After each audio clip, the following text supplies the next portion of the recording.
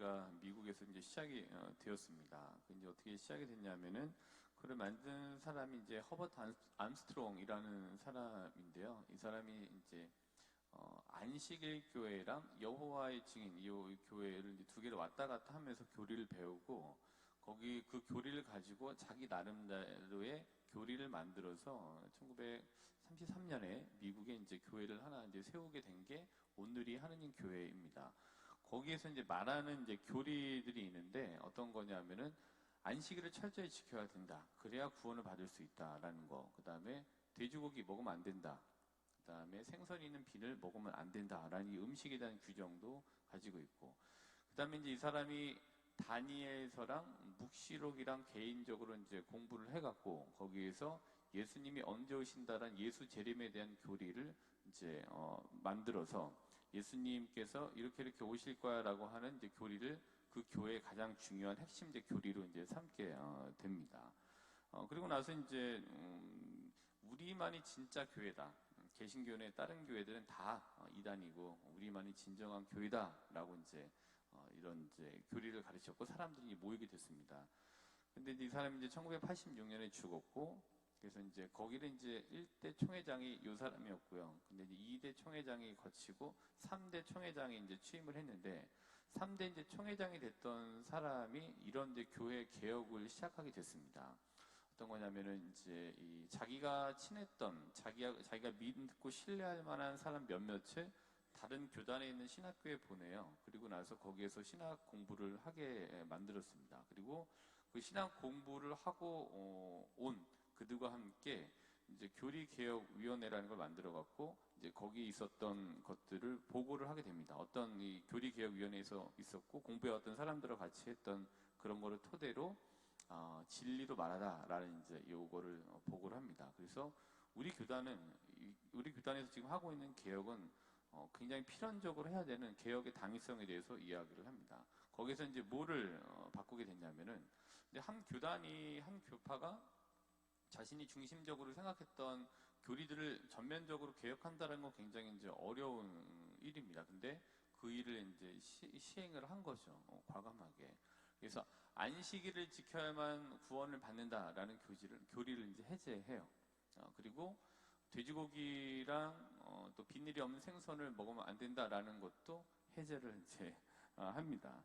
그리고 나서 우리만이 참된 교회였다라는 주장은 참으로 비성경적이었고 허황되었던 것이었다라고 이제 고백을 합니다.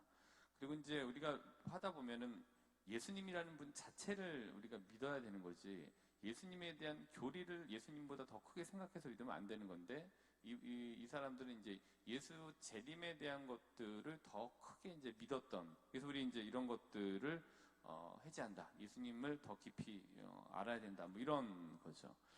그리고 이제 왜 듣다 보면은 이런 얘기도 많이 들으셨잖아요. 병원에 안 가잖아요. 하느님께서 고쳐주신다는 것으로. 그래서 여기에서도 하느님만이 우리의 병을 고쳐주실 수 있기 때문에 우리는 병원에 갈 필요가 없다라고 주장을 해왔나 봐요. 그래서 이건 역시도 그렇지 않다라고 하면서 다 이제 해제를 합니다.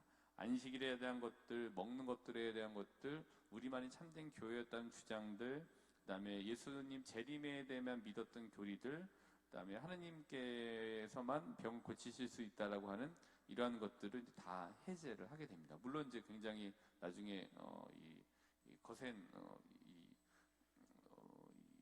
뭐라고 해야 되나 거센 이런 이제 바람들이 있었죠. 거기에 대해서 반대하는 이들도 있었죠. 어쨌든 이 사람 이제 그렇게 해제를 하고 마지막에 이런 것들을 다 해제하고 이제 발표한 다음에 이 사람들이 가장 먼저 했던 일이 이거라고 합니다.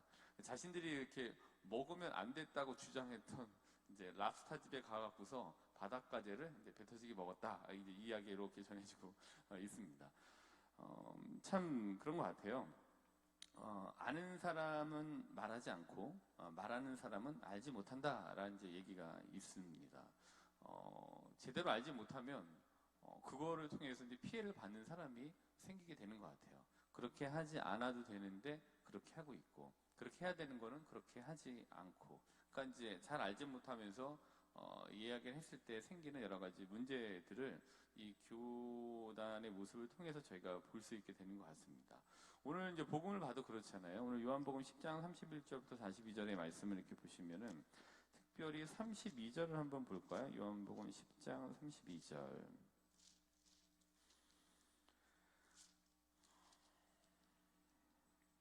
나는 아버지의 분부에 따라 너희에게 좋은 일을 많이 보여주었다. 그 가운데서 어떤 일로 나에게 돌을 던지려고 하느냐? 라고 이제 유다인들의 거센 모습에 예수님께서 이제 질문을 하시죠. 그랬더니 그 예수님의 질문에 33절에 유다인들이 예수님께 좋은 일을 하였기 때문이 아니라 하느님을 모독하였기 때문에 당신에게 돌을 던지려는 것이요. 당신은 사람이면서 하느님으로 자초하고 있어? 하고 이제 대답을 하시죠. 이제 어떤 일을 이제 하셨어요? 한 가지 일을. 근데 예수님께서 하셨던 그 한 가지 일을 두고 누군가는 좋은 일이라고 보고 누군가는 하느님을 모독한 일이라고 하면서 예수님을 죽이려고 하게 이렇게 갈리게 됩니다. 근데 그런 것 같아요. 이게 자신이 알고 있는 바를 절대적인 것으로 확신하는 순간, 그래서 그거를 강요하는 순간 절대적인 무지의 영역으로 들어가게 되는 것 같습니다. 물론 이제 절대적인 확신 있죠. 우리가 알고 있는 바에 대한, 우리가 믿고 있는 바에 대한 확신을 갖고 자신감 있게 살아야 됩니다. 오늘 이제 예레미야서 20장 11절의 말씀을 보면, 오늘 일독서에 보면은 주님께서 힘센 용사처럼 제 곁에 계시니 이렇게 되어 있습니다. 저는 주님께서 힘센 용사처럼 제 곁에 계시다라는 말에 힘입어 삽니다. 그리고 시편 62장의 말씀대로 주님께서는 저의 바위이고 저의 성체이시고 저의 요새이시다라는 것을 저는 확신합니다. 그리고 하느님께서 제 곁에 계시면서 여러 가지 일들에 개입을 하시고 가장 좋은 방법으로 이루고자 개입하셔서 역사하신다는 것에 대한 절대적인 저는 확신이 있습니다. 단 이런 저의 확신을 제가 자신 있게 말을 해야 됩니다. 그러나 왜 너는 그렇게 생각하지 않느냐라고 하지는 않습니다. 최대한 그렇게 하려고 하지는 않습니다. 왜냐하면은 각자 가지고 있는 믿음의 분량, 확신의 분량, 확신의 크기가 다르기 때문에 너는 왜 그거를 왜 안 먹어? 너는 왜 그거를 먹어? 라는 이 억지스러운 이거를 강요하고자 하지 않습니다. 한 가지를 보고 좋은 일과 모독한 일로 나뉘는 모습을 오늘 복음을 통해서 좀 보면서 우리가 우리의 믿음의 확신을 갖고 자신감을 갖되 함부로 남을 좀 판단하고 남에게 강요해서는 안 됨을 다시 한번 좀 되새겨 보게 됩니다.